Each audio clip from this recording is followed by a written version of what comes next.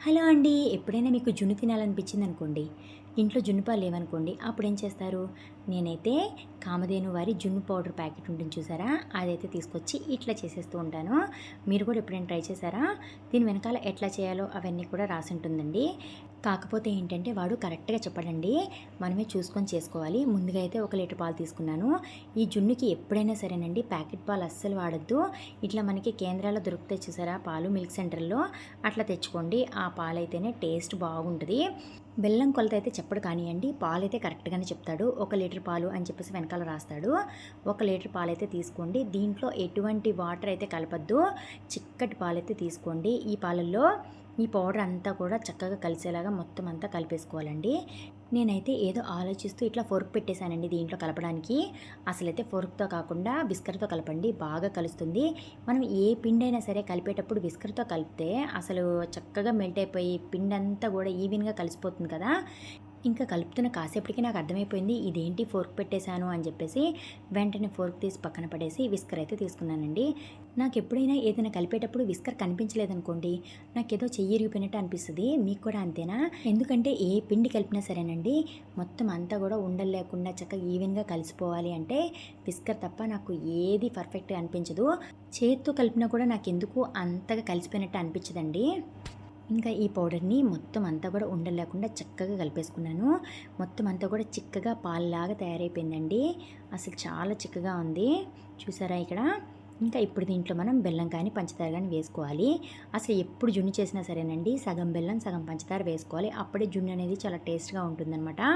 ఇంకా ఇప్పుడు దీంట్లో అయితే నేను చూసారు కదా ఇక్కడ, కొద్దిగా పంచదార, కొద్దిగా బెల్లం వేశాను. ఇప్పుడు నేను వేసుకున్న బెల్లం ఉంది చూసారా అండి, దాంట్లో ఎటువంటి నలకలు ఉండవు. అందుకని చెప్పేసి వడపోసే అవసరం ఉండదు. ఇంకా దీంట్లో ఇప్పుడు కొద్దిగా మిరియాల పొడి కూడా వేసేసుకోవాలి. అసలు జున్ను అంటేనే మిరియాల పొడి కదండి. చాలామంది యాలక్కాయల పొడి కూడా వేస్తుంటారు. అట్లా వేశారనుకోండి టేస్ట్ మొత్తం అంతా కూడా మారిపోతుంది. ఓన్లీ మిరియాల పొడి మాత్రమే వేసుకోండి. ఇంకా ఇదంతా కూడా ఈవెన్‌గా కలిసేటట్టు కలిపేసుకున్నానండి. మీరు ఎప్పుడైనా గమనించారా? జున్నులో ఒక రకమైన వాటర్ వస్తాయి. అట్లా వాటర్ రావాలి అంటే ఇట్లా కొన్ని బెల్లం పలుకులు ఉంచేసుకున్నారనుకోండి, ఆ వాటర్ అనేవి వస్తాయి అన్నమాట. మీకు వాటర్ కావాలి అనుకుంటే ఎప్పుడైనా సరే కొద్దిగా బెల్లం కరగకుండా వదిలేసేయండి. ఇట్లా కలుపుకునే ప్రాసెస్‌లోనే మీకు తీపి ఎంత కావాలి అని చెప్పేసి అడ్జస్ట్ చేసుకోండి. నేనిప్పుడైతే ఆ ప్యాకెట్ చూపించాను కదండీ! ఆ ప్యాకెట్‌కి పర్ఫెక్ట్ కొలతైతే నేనిప్పుడు చూపించిన బెల్లం, పంచదార. లేదు మీకు సరిపోదు ఇంకొంచెం కావాలి అనుకుంటే ఇంకొంచెం వేసుకోవచ్చు. కాకపోతే ఏంటంటే ఒక న్యాచురల్ టేస్ట్ అనేది మిస్ అయిపోతారు. అందుకని చెప్పేసి నేను వేసిన కొలత ప్రకారం వేసి చూడండి. కరెక్ట్ తీపి ఉంటుంది. ఇంకా ఇదంతా కూడా ఒక బాక్స్‌లోకి షిఫ్ట్ చేసేసుకుంటున్నానండి. ఆల్రెడీ స్టవ్ మీద ఇడ్లీ పాత్ర కూడా పెట్టేశాను, మరుగుతుంది. ఇప్పుడు ఈ జున్ను బాక్స్‌ని తీసుకెళ్ళి దాంట్లో పెట్టి ఒక 10 నిమిషాల పాటు ఉడికించేసుకుందాం. నేనైతే ఇక్కడ చూసారు కదండీ, కొద్దిగా బెల్లం పలుకులు, పంచదార వదిలేశాను. ఇప్పుడు లాస్ట్‌కి వాటర్ లాగా వస్తాయన్నమాట. ఈ బెల్లంలో నలకలైతే అస్సలు ఉండవండి. ఎందుకంటే ఇది ఆర్గానిక్ బెల్లం అనమాట. ఇంకా ఇప్పుడు దీన్ని ఆవిరి మీద ఉడికించేసుకుందాం. ఎప్పుడైనా సరే ఉడికేటప్పుడు పైన పెట్టినట్టుగా ఒక మూత పెట్టండి. అంటే ఫుల్‌గా ఫిక్స్ చేసేయొద్దు. ఎందుకంటే ఉడికేటప్పుడు ఆ స్మెల్ కూడా జున్నులోకి వెళ్ళదండి.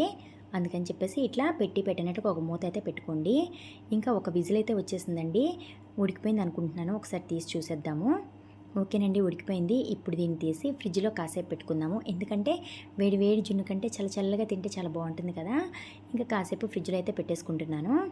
ఈ జున్ను పౌడర్‌ని ఎవరు కనిపెట్టారో కానీ నిజంగా వాళ్ళకి దండం పెట్టాలండి. ఎందుకంటే మనకి జున్ను పాలు ఎప్పుడు కావాలంటే అప్పుడు దొరకవు కదా! సీజనల్‌గానే దొరుకుతాయి. మనకేమో ఎప్పుడు జున్ను తినాలనిపించిందనుకోండి, అప్పుడు ఎలా చేసుకుంటాం? అందుకని చెప్పేసి అలాంటి టైంలో ఇలాంటి పౌడర్ తీసుకొచ్చుకొని చేసుకోవడం చాలా బెస్ట్ అనమాట. మన క్రేవింగ్స్ అన్నీ పోతాయి. కొంతమంది జున్ను లవర్స్ ఉంటారండి. ముఖ్యంగా మా వారికి జున్ను అంటే చాలా ఇష్టం అండి. నాకైతే అంత ఇష్టం లేదులేండి, కొద్దిగా అయితే తింటాను. ఇంకా ఇందాక చెప్పాను కదండి మీకు బెల్లం ఇట్లా కొంచెం వదిలేయండి అని చెప్పేసి, అట్లా వదిలేస్తే ఇట్లా వాటర్ లాగా వస్తాయన్నమాట. ఇంకా జున్ను చూసారా ఎంత పర్ఫెక్ట్‌గా వచ్చిందో. ఈ వీడియో కనుక మీకు నచ్చినట్లయితే ప్లీజ్ సబ్స్క్రైబ్ చేసుకోండి. మరిన్ని వీడియోలతో మళ్ళీ కలుద్దాం. అందరికీ బాయ్ అండి.